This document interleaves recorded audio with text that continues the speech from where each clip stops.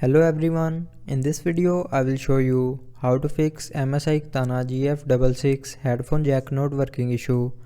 So before starting the video, don't forget to subscribe the channel and also press the bell icon. So to fix this issue, follow every single step as I am showing you in this video.